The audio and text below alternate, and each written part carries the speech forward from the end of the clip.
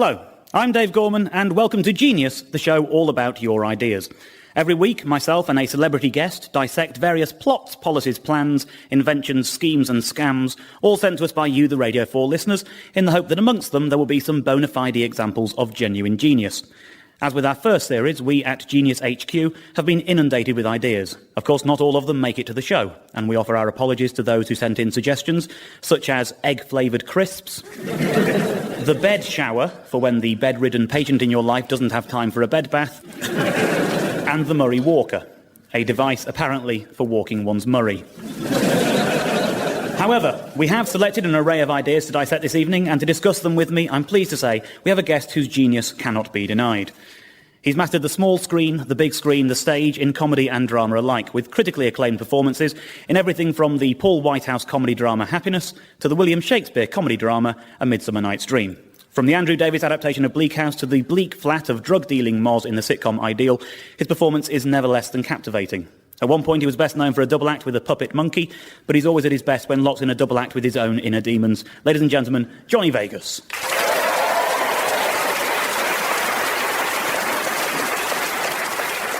Thank you for coming, Jonny. We're delighted to have you, and we know you're an extremely busy man, but we also know you're always overflowing with ideas. You must have genius ideas that you'd like to enact that you don't have time for.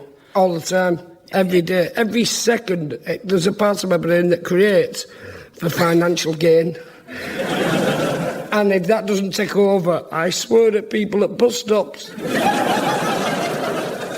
OK, well, let's see if any of tonight's potential geniuses measure up. We will hear their ideas, we'll find out which ones you, Jonny, believe to be the work of true genius, and then I'll ask you for your two favourites. The audience will then select an overall winner, a winner who will take home the Genius Trophy.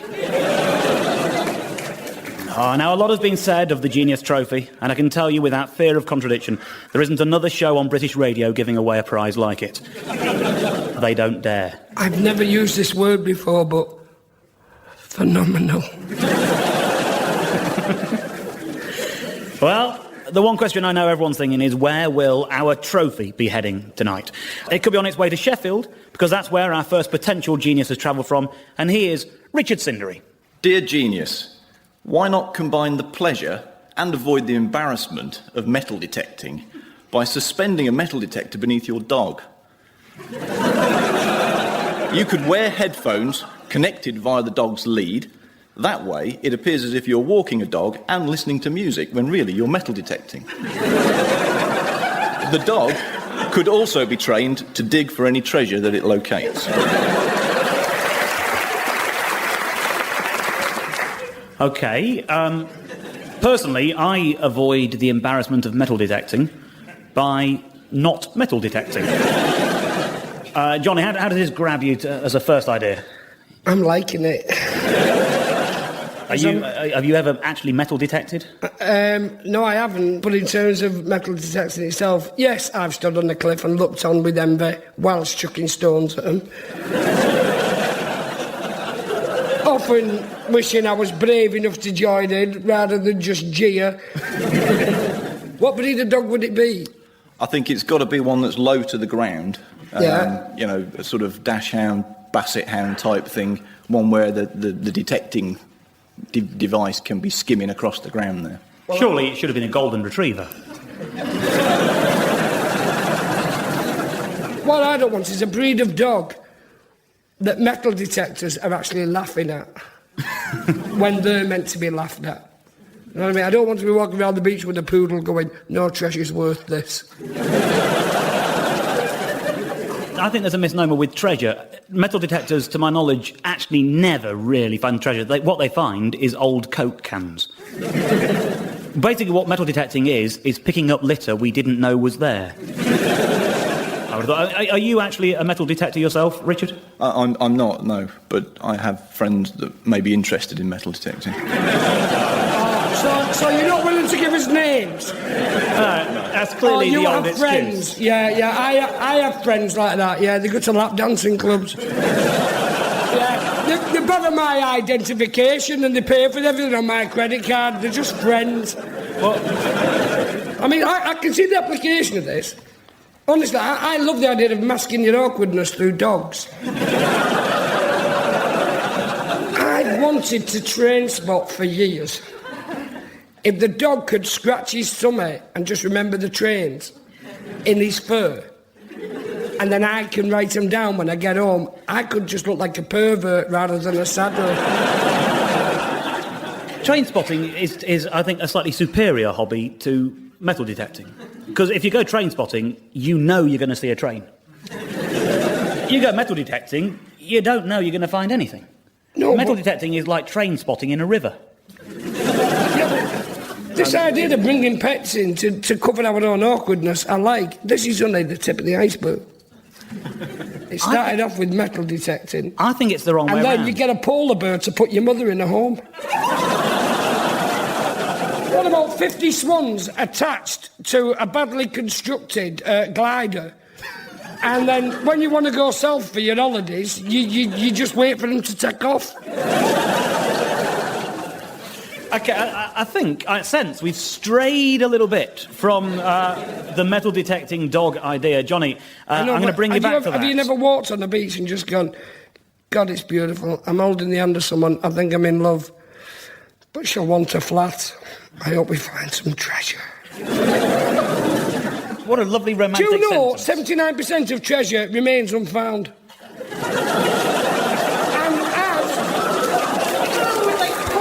No. You don't know. It's the one statistic you can make up. Exactly. Jonny, is the metal detecting dog genius or not? Hang on. Genius. Richard Cindery, congratulations. Series 2, our first genius.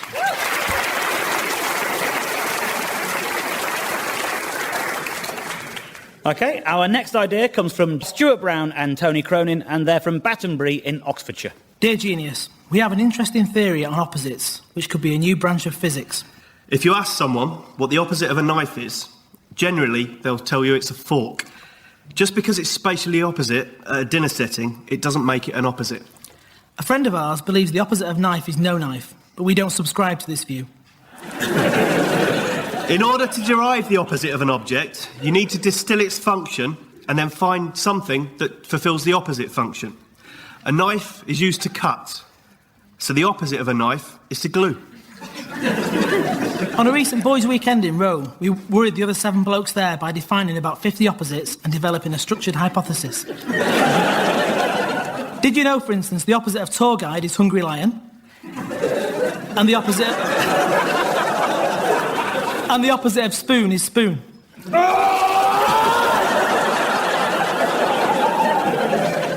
A spoon is an example of a prime opposite. I've just got my wisdom teeth out. You're making me gums jangle. Confusion has turned into blood and it's poured into my mouth. I'm trying to stay with the idea here.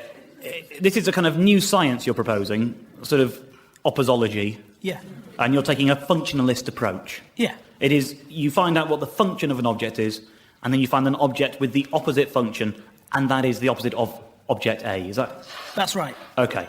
So what about something with many functions? Does a Swiss Army knife have an opposite? Part of the structure is you have to... Yes! It could be... Me! The army knife performs many different functions and is a useful aid to other people. I am a selfish guest who can perform no function other than me. Well, presumably, you would agree with each other on what an opposite is. And so we thought we would devise a little test to see if it's a true rigorous science, then the opinion of one of you would be the opinion of the other as to what is an object's function, and therefore opposite. So it's a difficult question to ask 2 men. We're going to play sort of Mr. and Mrs. With you. Which one of you would like to be Mrs? I think I'd quite like that. You'd quite like to be Mrs. Is that OK? OK. In which case, my lovely glamorous assistant Moonraker will take you to our soundproof booth, and I'll just throw a couple of nouns at you, sir. OK. We're just waiting for the doors to be shut. OK. So what do you think the opposite of trousers is? Opposite of trousers function, cover your legs, keep them warm. Okay, so the opposite of that would be something that goes on your legs to make them cold. So some sort of ice-filled trousers. OK. And what about sausage? Sausage. Okay, an animal derivative that you eat that keeps you going, yeah? So the opposite would be an animal derivative that you eat that makes you die. So perhaps dog poo. OK. I think that's plenty to be going with. So let's bring scientist A out of the booth. Tony has given us his answers. Let's see, Stuart, if you agree. Tony has told us what the science would tell us is the opposite of trousers. What would you say the opposite of trousers is? Okay. So I'd say the purpose of trousers is to cover somebody's legs and keep them warm. OK. The opposite would be to uncover somebody's legs and make them freezing cold. OK. So I'd say for that, probably some sort of ice pants.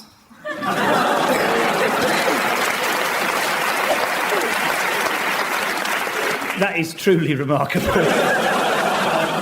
I'm impressed enough by that, but I think it is worth just pursuing the second. Trousers. The opposite of sausage. Sausage.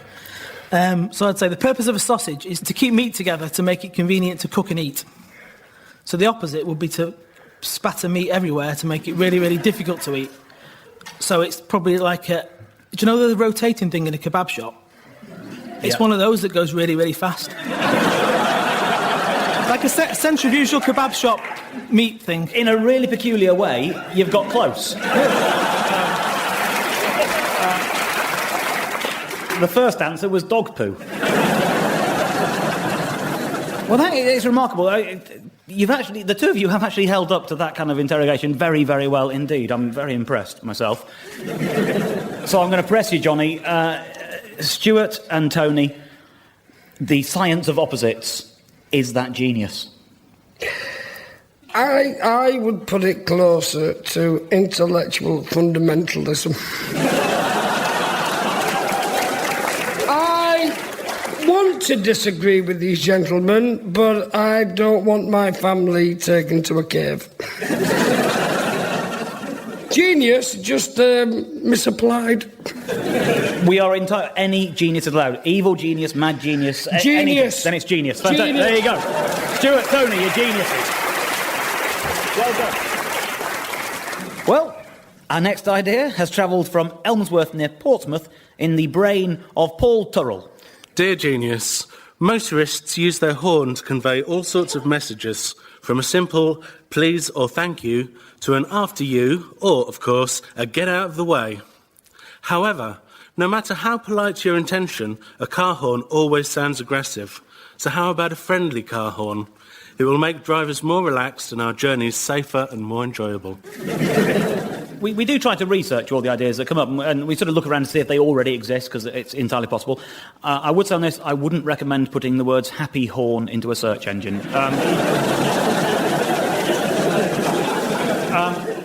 Jonny, are you a motorist, and would this improve your life? I'm a recent motorist. OK. Of about 5 months. And coming to London with fanciful ideas, much like the cat that was going to meet the Queen, I would have gone for this kind of idea of it's nice to be nice, it's nice to let people through.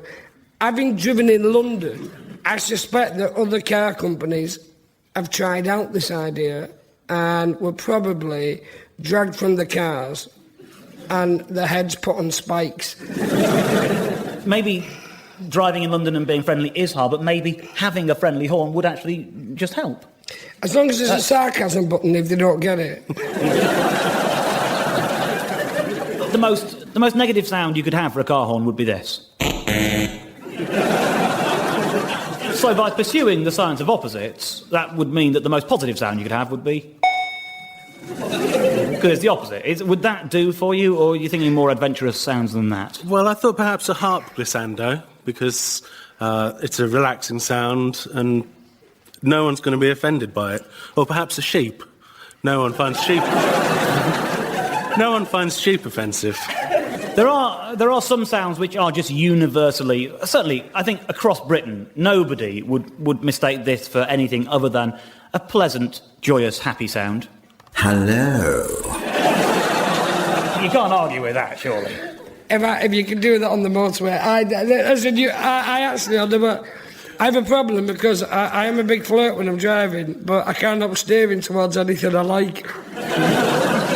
Can I just take this moment quickly to apologise to any women that think I'm trying to ram them off the road in a Mad Max style? I'm not. I've actually just looked at them, found them rather attractive, and then started driving towards them and crossing 2 lanes. In which case, if you had the car horn that went, hello, that would be a benefit. Yeah. Sitting in traffic, free moving, just going, hello, hello.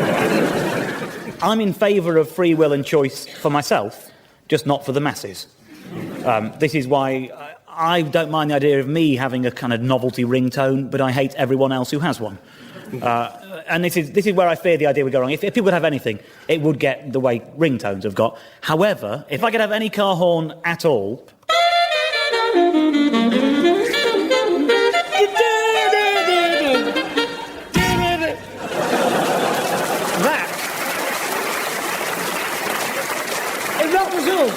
Yeah. If that was us, you'd be the blonde one and I'd be the one married to Harvey. I'd have family problems, you'd have men problems. As an idea, it's beautiful. But much like American football, it just ain't going to take off in this country. OK, and I'm fighting for you here, Paul, because I can sense he's sort of on the brink. If this came to fruition and you could have this... hello. And I could have this. What I'm saying to you, Jonny, is Paul here sitting before you with his idea of a friendly car horn, is that genius? It's not genius. It's a good man trapped in a bad, bad world. I'm going to have to say, you're not a genius, you're just way ahead of your time in that you want to love everyone. He's not. Thank you, Paul.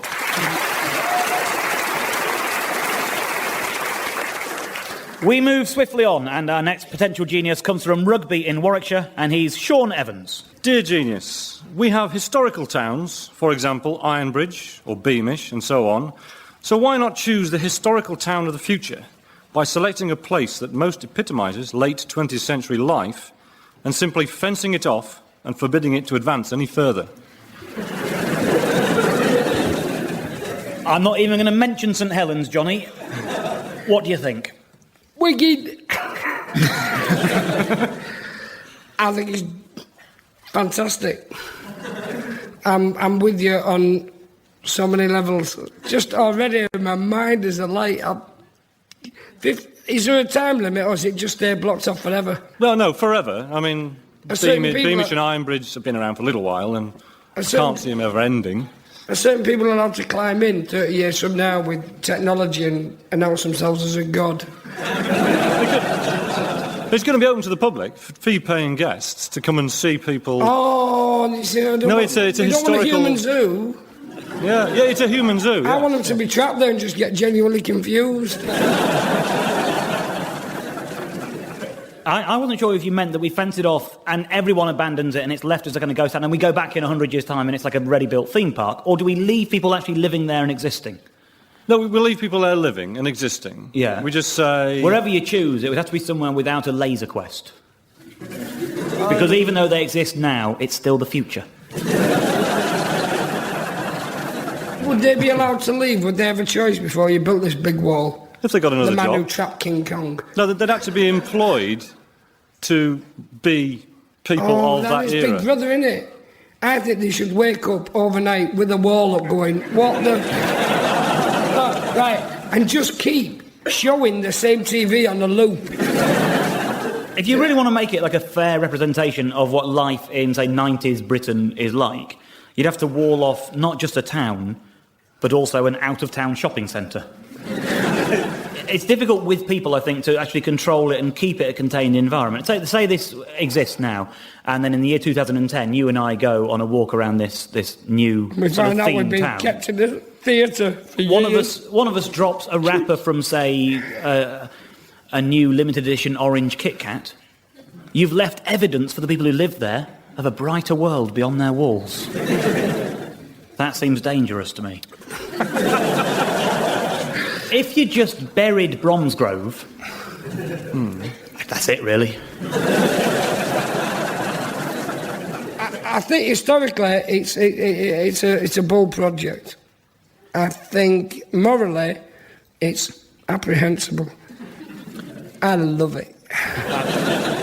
Jonny, is preserving an historic town for the future a genius idea or not? I love the idea of locking people up you don't like behind a wall. And calling it preservation. I'm sure the lads in Wormworth Scrubs are going, I'm part of history. It's an amazing idea. Sean, be happy. You, sir, are a genius. Well done, you. Congratulations. Well, our final idea tonight comes from Sarah Thomas, and she and her idea have travelled from Cambridge. Dear Genius, as a fairly vertically challenged person and a keen concert goer, I more often than not find myself stood behind the combined forces of the UK's basketball teams and get to see little or nothing of the show. I therefore suggest that for standing concerts, the audience should be arranged on a strictly by-height basis, with shorter people such as myself waved right down to the front. You were even getting some cheers in the middle of that idea, Sarah, largely from women and one short man. Jonny, do you love it? I'm liking it. I'm questioning it, but I'm on the... She's lovely.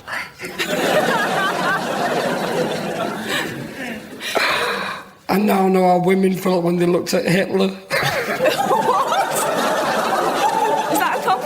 That just turned from a compliment to something really dark.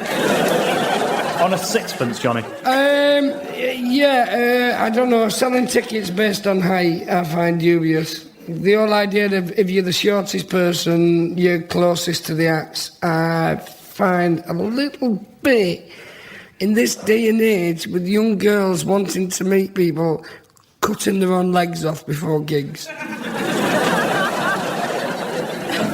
It's just going to be so problematic. And yeah, if there was a system like that, we'd have met sooner. I think what he's trying to say is... Hello. Would you want to meet a short idiot or a tall guy who blocks your view and you push him in the small of his back and he turns around and you get chatting and you fall in love? Well, it doesn't really matter. Are you looking for love? You're married, is Yes. that right? Is your husband the same height as you, or...? Slightly taller. OK. Oh, But then that's very annoying because he goes, "Oh, did you see that?" No. So really, Is this really just an excuse to go to concerts not with your husband? by the way, and for the record, I've never been attracted to you ever. Stop playing mind games, you midget. Sarah... Do you think I was going to walk around all night with my shoes on my knees? Just so I could get off with you? Yeah, I would have spotted the wedding ring if it wasn't so tiny on your little finger. Looks like a twiglet. You don't deserve music, you're too small. Your ears won't let it in. Sarah, until you confessed to being married, I thought I knew which way it was going, and now I'm in doubt. But I've still got to ask the question, Jonny. Is the idea of staggered heights at concerts, is that genius or not? It's slaughter. Is that not? It's slutty and unnecessary, and it'll never be genius. It will just be the power of one woman over another bell. Sarah, we thank you for coming for the first time ever. Someone's not just a genius, Zara, they're a we'll ask you to get up and leave, but we won't see you, will we? Boo-hoo! It's possibly the worst. Thumbelina, Thumbelina, why play with my heart? I think it's possibly the worst result anyone's ever had on Genius, Sarah. But we do thank you for coming and for having your idea at least. But you're not a genius. But just like what's the name? That one. I saw it on BBC 4. She was a genius, but she was never accepted in the time because she was a woman. You kind of like that. Is that a reprieve? Was that saying she's genius? No. It's bad news, Sarah. But thank you for coming. If I see it afterwards, I'm not going to pat her head out. OK, Jonny, you've heard all the ideas. You've told us which ones you like, but we need to know your two favourites. The historical town and the robotic dog. In which case, I would like to invite Richard Cindery and Sean Evans to take to the stage.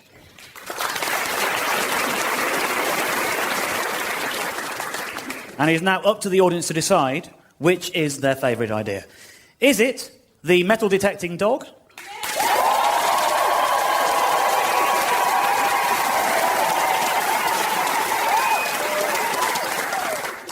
Or is it the preserving of an historic town?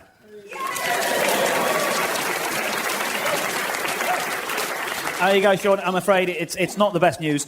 You are a genius, but you're not tonight's top genius. I'd ask you to take your seat once more. And Richard, it must be a very proud moment for you. There is the Genius Trophy. Thank you very much. Absolutely, yeah. Are you going to manage with the trophy? Are you going to need some help to get that home, or? I think I'll manage getting it home. I think what I'm probably going to do is take it home and bury it straight away and see if the dog can find it. Yeah, absolutely. Well, it's a great day for you. I hope you're very happy, ladies and gentlemen. Our genius of the evening, Mr. Richardson.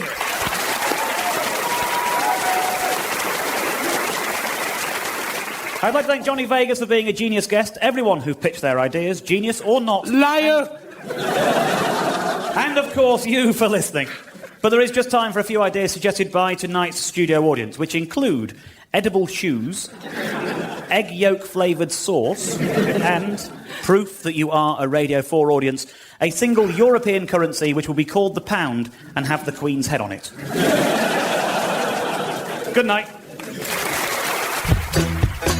Genius was hosted by Dave Gorman and featured special guest Johnny Vegas. It was devised by Ali Crockett and David Scott. The producer was Simon Nichols. And I, Richard Cindery, was tonight...